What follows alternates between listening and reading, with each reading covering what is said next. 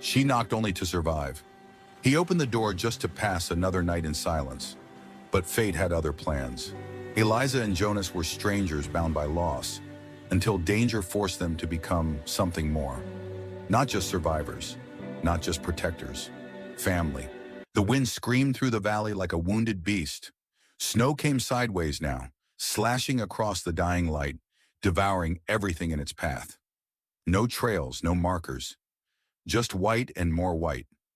Eliza Cooper pulled her shawl tighter across her shoulders, though the threadbare wool did little to fight the cold that gnawed at her bones. Beside her, three small figures trudged in silence, heads down, faces hidden beneath scarves and worn hats.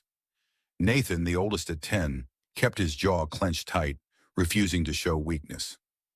Lila, barely 8, clung to his arm, her steps faltering more and more with each passing hour. And Ben, sweet, tender Ben, just 5, whimpered softly as he clung to his mother's skirt, his tiny mittens stiff with ice. Eliza's legs burned. Her lips cracked every time she whispered for them to keep going. She didn't know how much farther they could make it. She wasn't sure if she would make it, but she couldn't stop. She wouldn't.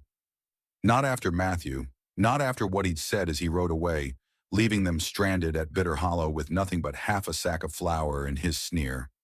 "You'll figure it out, Eliza. You always do."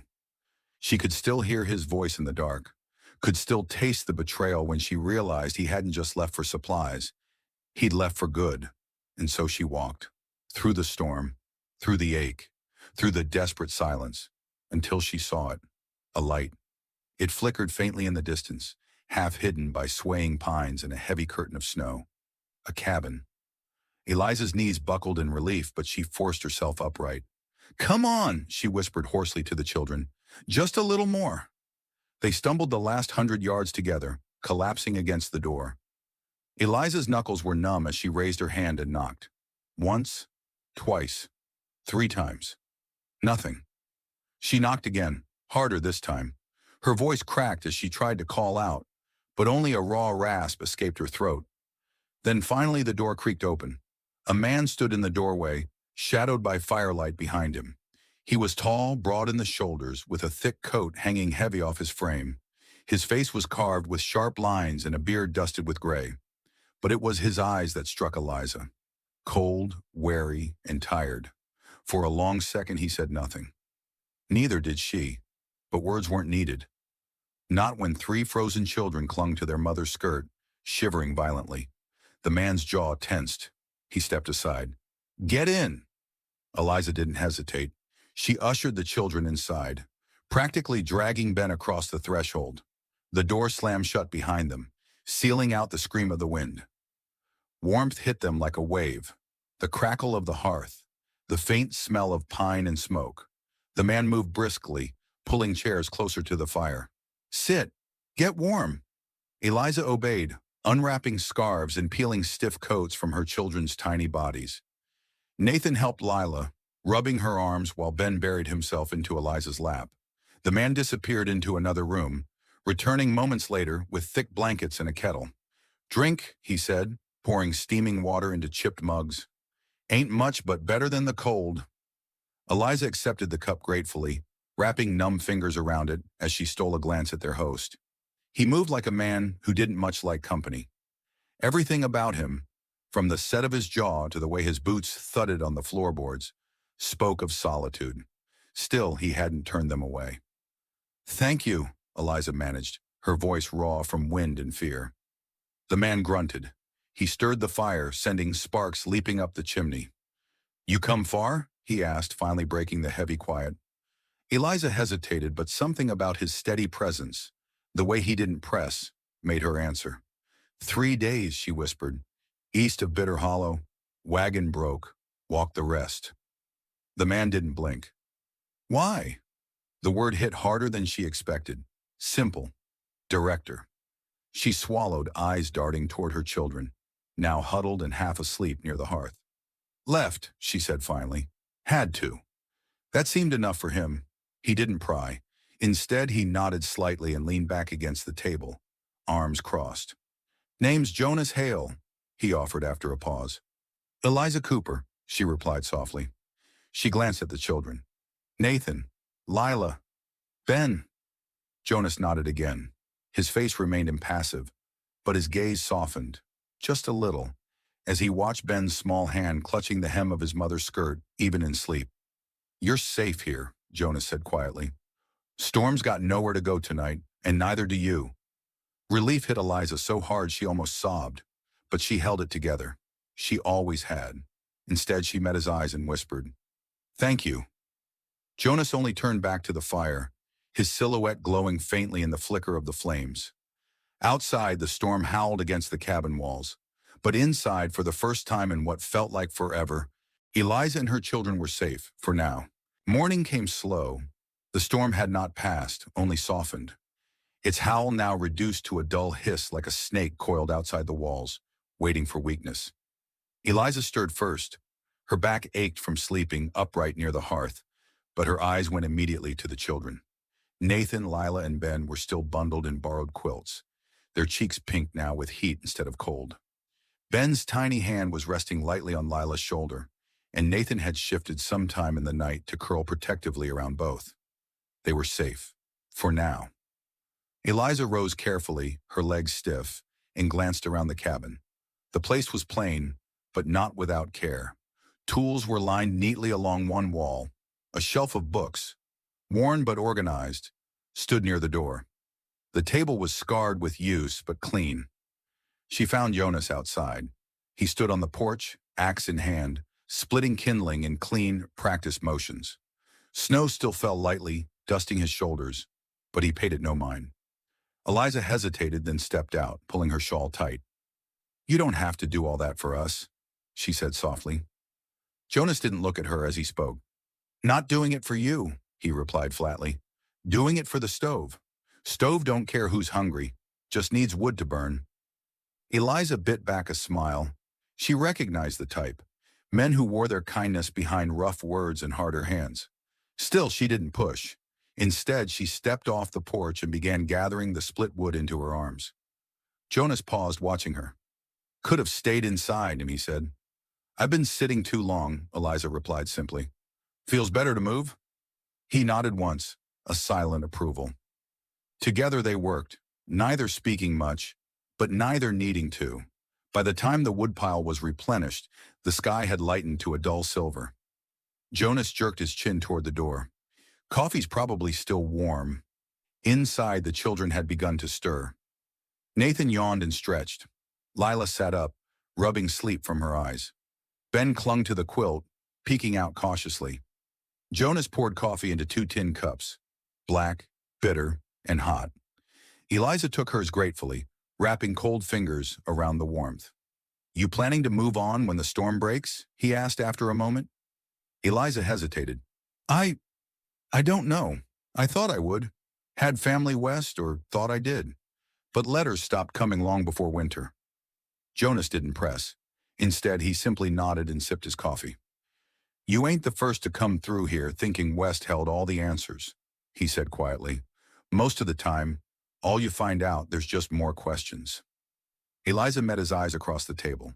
For a fleeting second, something passed between them. An understanding. They were both ghosts in a way, people left behind by the world. As the day wore on, the children settled. Nathan helped Jonas with the animals, hauling hay and breaking ice in the trough. Jonas showed him how to hold the axe, how to swing without wasting strength. Lila stayed inside, helping Eliza patch torn mittens and prepare a thin stew. She asked quiet questions about Jonas. Why he lived alone. Why he didn't have a family. Ben trailed Jonas everywhere.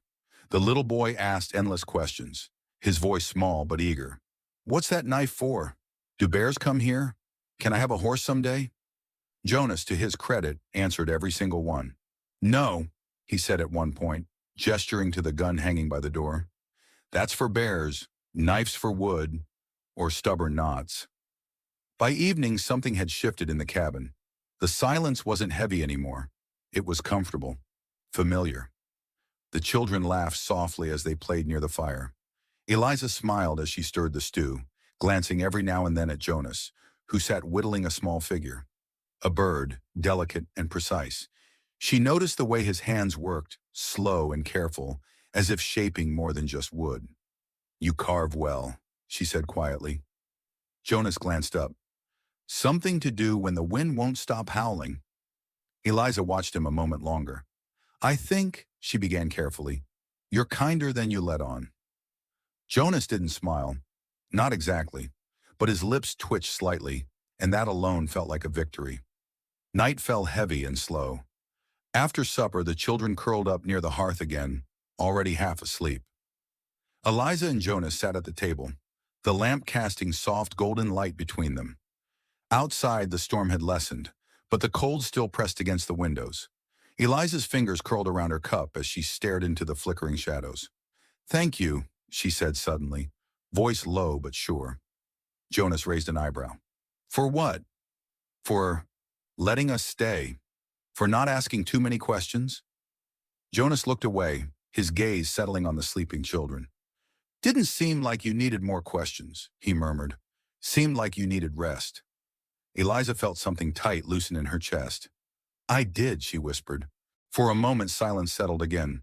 Not heavy, not empty. Just easy. Jonas rose, stretching his broad shoulders. "Storm's breaking," he said. "Tomorrow you can head out if you want." Eliza nodded slowly, but something about the thought made her stomach twist. Head out. Go back into a world that had left her battered and alone. Or stay. But that was a thought for another night. For now they were safe. For now the fire burned steady. And for the first time in a long time, Eliza Cooper allowed herself to hope that maybe, just maybe, safety wasn't temporary after all. Morning broke with a pale, uncertain light. For the first time in days, the sky held no snow. It hung heavy and gray. But still, it was clear. The storm had passed. Jonas Hale stepped onto the porch, boots crunching softly against the hardened snow. He could smell change on the air. Not just spring trying to find its way through winter's grip, but something else. Inside, Eliza and the children were already stirring. Nathan was rolling up quilts, eager to help. Lila sat braiding her doll's yarn hair while humming softly. Ben followed Jonas everywhere that morning, asking about the animals, about the trees, about life beyond snow. It felt normal. Too normal. Jonas knew better than to trust normal. By noon, Eliza stood in the doorway, wiping her hands on her skirt, eyes turned toward the distant ridge where the trail disappeared into the pines. "Do you think it's safe now?" she asked softly. Jonas didn't answer right away. He set down his axe, wiping sweat and frost from his brow. "Safe ain't something the land gives," he said after a beat, "but it's quiet. That counts for something." Eliza nodded, though doubt clouded her face. For a while, they worked side by side. Jonas repaired a fence rail that had cracked under heavy snow. Eliza swept out the cabin, humming gently as the children played nearby. Something about it felt settled, rooted, and that's when the sound came. Hoofbeats. Jonas heard them first. The steady, unhurried clop of horses, not running, not racing, just confident. He stepped out of the barn, eyes narrowing toward the trail. A rider emerged from the tree line, tall, lean, and dressed in a dark wool coat, too fine for this part of the country. Another followed, then a third. The first man removed his hat, revealing slick back hair and a smug, familiar smile. Jonas knew his type instantly. Not a drifter, not an outlaw. Something worse. A man who thought law and power were his by birthright. "Afternoon," the man called, voice smooth as creek stones. Jonas didn't reply. Behind him, he heard the cabin door creak open. Eliza stepped out, wiping her hands instinctively on her apron. She saw the men and froze. Her face went pale. "Matthew," she breathed. Jonas didn't need to ask. He knew. The man dismounted slowly, confidently, boots sinking into snow and mud. He tugged his gloves off with casual cruelty. "Hello, Eliza," Matthew Crowley drawled. "Been a long road finding you." Eliza stepped closer to Jonas, instinctively placing herself between Matthew and her children. "What are you doing here?" Her voice was thin, but steady. Matthew's smile widened, though it didn't reach his eyes. "Come now. No welcome for your husband. You stopped being that when you left us to die in Bitter Hollow." Matthew tisked, shaking his head like a parent scolding a stubborn child. Come now, darling. Let's not make this dramatic. I've had time to think, to reflect. It's clear you and the children need proper care, structure, a man's hand to guide things. Jonas stiffened, jaw tightening. This ain't your place, he said flatly. Matthew's gaze slid lazily toward Jonas, sizing him up. And you are? The man whose roof they're under. Matthew chuckled low and mean. Well, isn't that convenient? Widow takes up with a stranger in the woods. Real wholesome. Jonas didn't flinch. You left them to die. I didn't. Matthew's charm cracked, his lips curling. I'm here to reclaim what's mine. I've already spoken with the sheriff in Glen Rock. I'm their father, by blood and by law. Eliza's face crumbled slightly at that word. Law. Jonas could see the fear there, not for herself, but for her children. Matthew saw it too, and he pressed. I'll come back tomorrow, he said lightly, as if discussing weather. You can have tonight to say your goodbyes. But make no mistake, Eliza, they're leaving with me. Court's orders don't take kindly to women who run. He mounted his horse again, nodding once to his men. The three turned and rode out, leaving churned snow and silence behind them.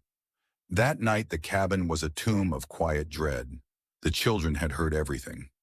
Nathan sat stiffly by the hearth, trying not to look scared but failing. Lila clung to Eliza, asking quietly if they'd have to leave. Ben simply cried softly into his sister's lap. Eliza paced the small room, wringing her hands raw. What am I going to do? She whispered, voice breaking. He has the law. He has money. I can't fight that. Jonas sat at the table, staring hard at the flames. You don't have to fight it alone, he said simply. Eliza stopped pacing, looking at him with red-rimmed eyes. What do you mean?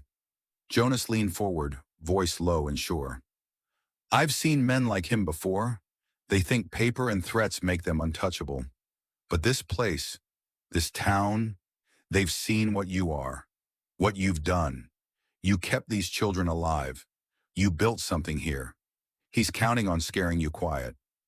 He stood slowly, shoulders square. But we won't be quiet. Not tomorrow. Not when he rides in expecting surrender. Eliza stared at him, tears clinging to her lashes. And if he forces them to take the children? Jonas didn't hesitate. Then he'll have to take them from my hands. The fire cracked loudly, sending sparks flying. For a long moment, Eliza said nothing. Then slowly, she stepped forward, closer than she'd ever dared before. She reached out, her hand resting lightly on Jonas's arm. You would do that? For us? Jonas looked down at her hand, then back at her eyes. For family, he said quietly, I'd do more. Eliza didn't cry. Not this time. Instead, she nodded once, firm and certain. Then we stand. Together. Outside, the cold wind whispered through the trees, but inside, two souls, broken and rebuilt, had just drawn a line in the snow. And by morning, Matthew Crowley would find out exactly what that meant. Morning came sharper than a blade.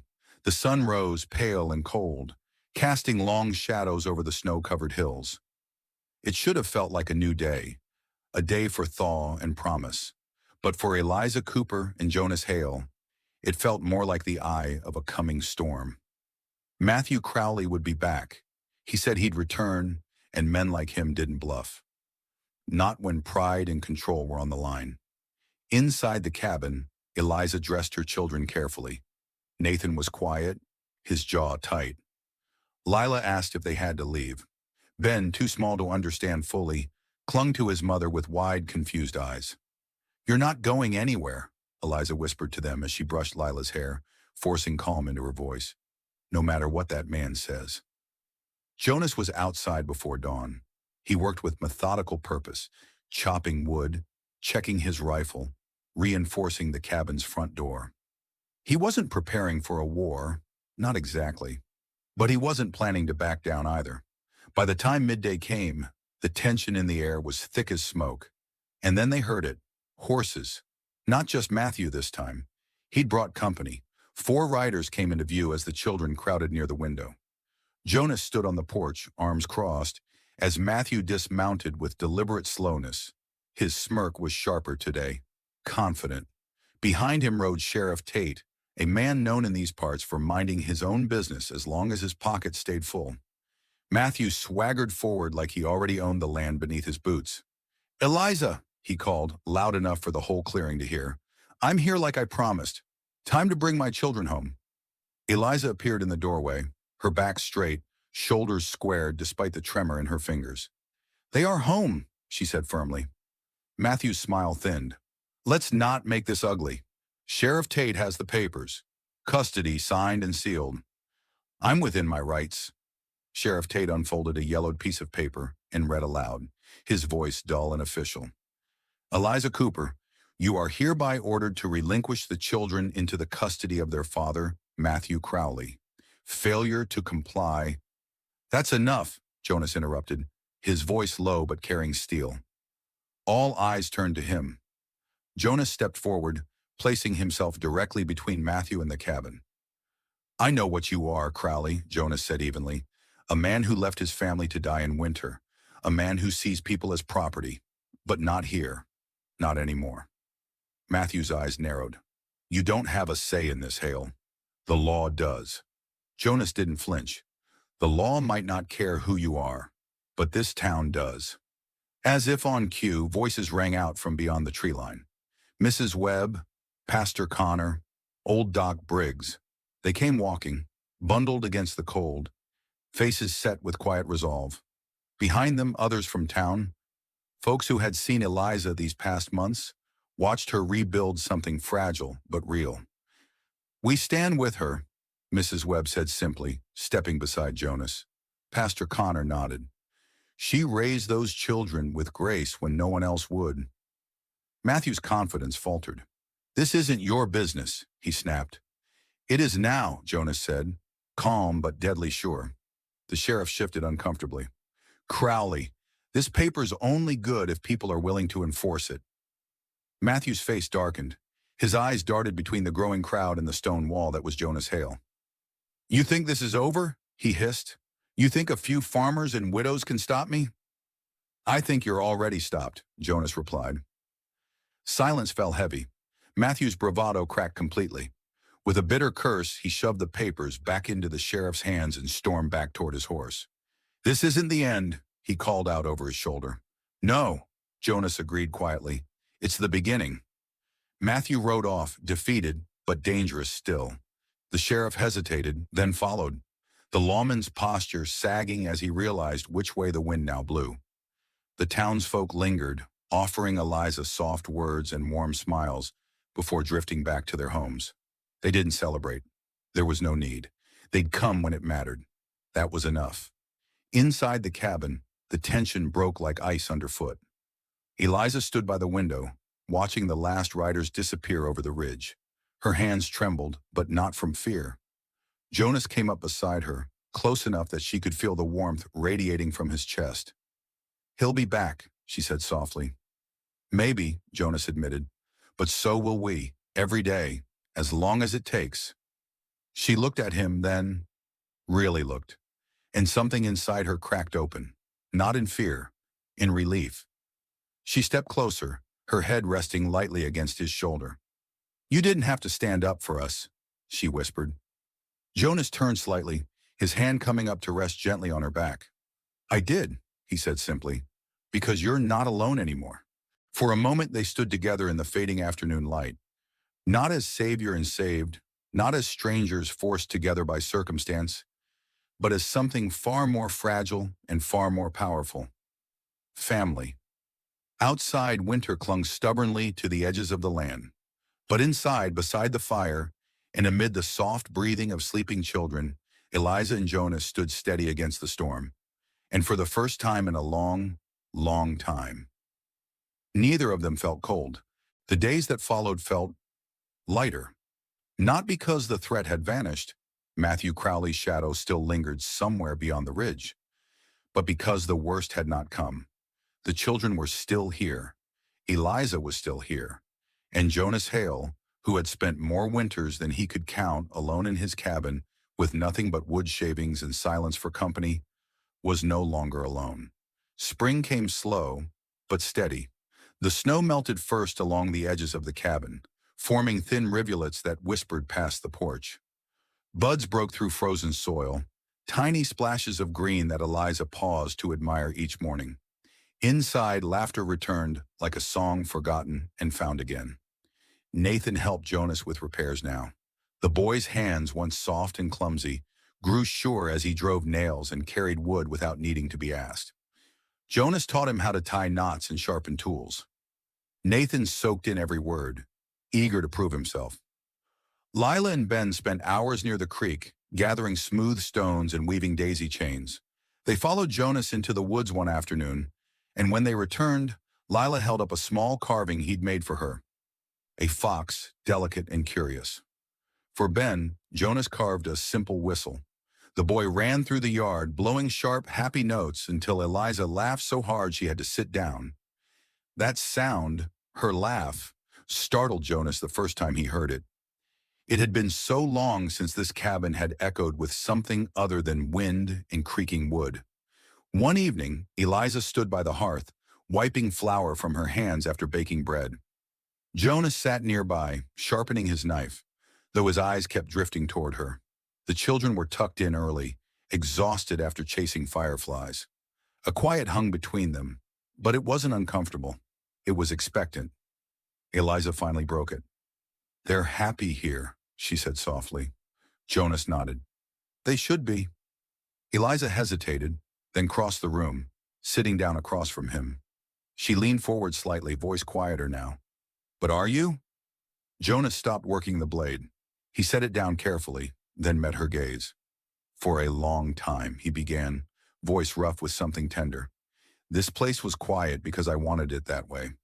I thought, better to be alone than carry what I lost." Eliza's eyes softened, and she didn't interrupt. "But then you came. You and them." He nodded toward the back room, where faint whispers and giggles still slipped through the cracks. "And I realized quiet isn't always peace. Sometimes it's just empty." Eliza's throat tightened. "I never meant to stay this long," she admitted. Jonas smiled faintly. "I never meant to want you to." For a moment, the words just hung there, raw and real. Eliza reached across the table, her fingers brushing against his. "We don't have much," she whispered. Jonas turned his hand over, lacing their fingers slowly. "Got enough." Eliza's eyes shimmered with unshed tears. "Do you really want us here, Jonas? Not just until spring, not until the threat passes, but for good?" Jonas squeezed her hand gently. "I already see this place different because of you. I hear it different. Feels like a home again." Her breath caught. "Then say it," she whispered. "Please." He looked her dead in the eyes, his voice barely louder than the crackling fire. "Stay, Eliza. Stay and make this your home. Make us your home." That was all she needed. Her face broke, tears falling silently as she stood and crossed the space between them. Jonas rose too, and before either could say more, Eliza pressed her forehead to his chest, her arms sliding around him tightly. Jonas held her, steady and warm. Not with hunger, not with desperation, but with promise. The promise of mornings filled with bread baking and children's laughter. Of nights spent beside the fire, carving stories into wood and sharing dreams never dared aloud. Of family chosen, built, and fought for. Later that night, after the fire had burned low and the children slept soundly, Nathan stirred. He patted out quietly, finding Jonas standing by the window, looking out over the moonlit valley. "Jonas?" the boy asked softly. Jonas turned surprised. Nathan hesitated, scuffing his foot against the floor. "Is it okay if we call this home now?" Jonas swallowed hard, his throat tight. "Yeah, Nathan," he said quietly. "It's home now." Nathan nodded, relief softening his young face. But before he turned away, he asked one more question, one that hit deeper than Jonas expected. "Is it okay if I call you something else too?" Jonas's chest tightened. "What's that?" Nathan shuffled closer, his voice barely a whisper. "Pa." Jonas's breath caught. He didn't speak. He just reached out and pulled the boy into a tight hug, holding him close as the boy's arms wrapped fiercely around his middle. Eliza watched from the doorway, unseen but smiling, her hand resting softly on her heart.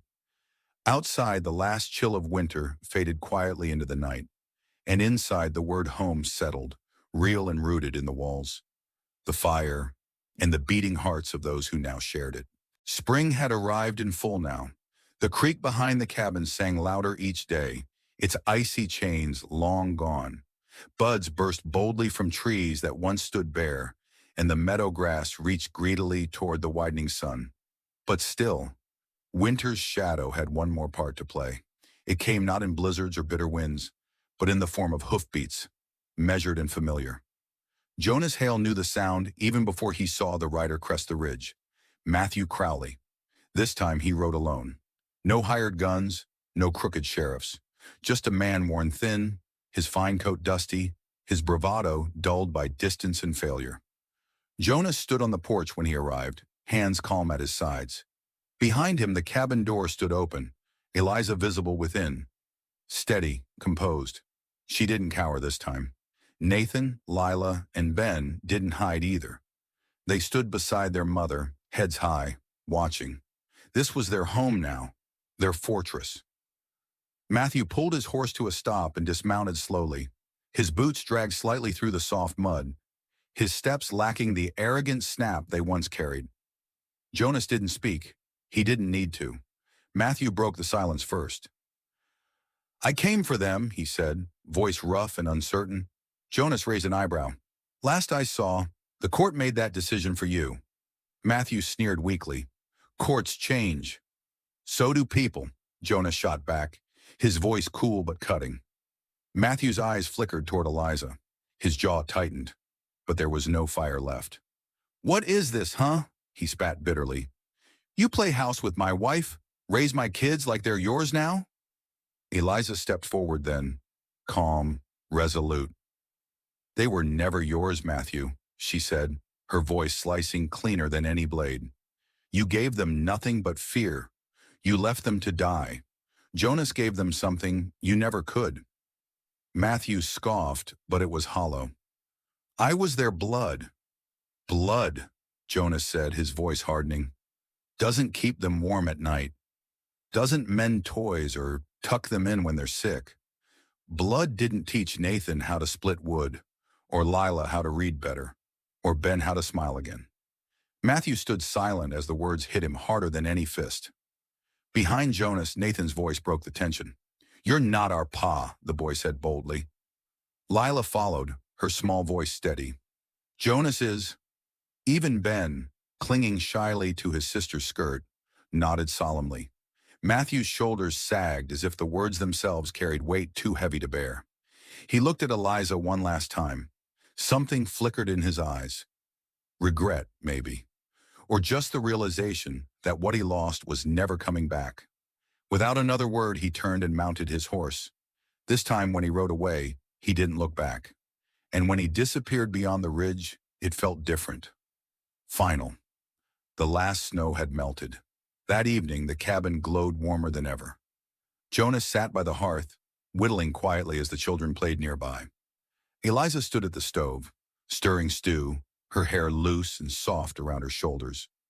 No more storm outside, no more storm inside. When dinner was done and the children tucked into their shared room, Jonas and Eliza found themselves alone by the fire. For a while, neither spoke. The crackling wood and distant sounds of frogs through the open window said enough. But eventually, Eliza rose from her chair and crossed the room, stopping just in front of Jonas. Her eyes, always filled with something careful, now held only certainty. "I meant what I said, you know," she whispered. Jonas tilted his head slightly. "That this is home?" Eliza nodded, her voice full of softness and promise. "Yes, and not just because of the walls or the land, because of you. You held us up when the world pushed us down. You stayed." Jonas set aside the piece of wood in his hand and stood. He reached for her hands, rough fingers curling around hers with the ease of something that had always been meant to fit. "I didn't know how much I needed you," he admitted quietly. "All of you." "You have us now," Eliza said, "if you want us." Jonas smiled then, a rare, quiet smile that reached all the way to his eyes. "I want everything you bring through that door every morning. even the noise, especially the noise. Eliza leaned up, pressing her lips softly to his. No rush, no grand gesture, just belonging. When they parted, she rested her head against his chest, listening to the steady beat beneath. I used to wonder, she murmured, if I'd ever feel safe again. Jonas held her tighter. You're safe, he promised. Always. Outside, the last remnants of winter melted quietly into the soft, breathing earth. Inside, beside the crackling hearth, a man who had once been hollow and a woman who had once been broken stood woven together, not by chance, but by choice. Love here wasn't loud or fast. It was carved slow, with patient hands, like wood, like trust. And as the night deepened and their home held steady around them, Eliza whispered something only Jonas heard. We're not surviving anymore, Jonas. We're living. And for the first time in his life, Jonas Hale believed her. Not every family is born. Some are chosen. What would you do to protect yours when the past comes knocking? Tell us in the comments. Your words matter here. And if you felt this story, hit like, share it, and subscribe for more tales of second chances and found homes.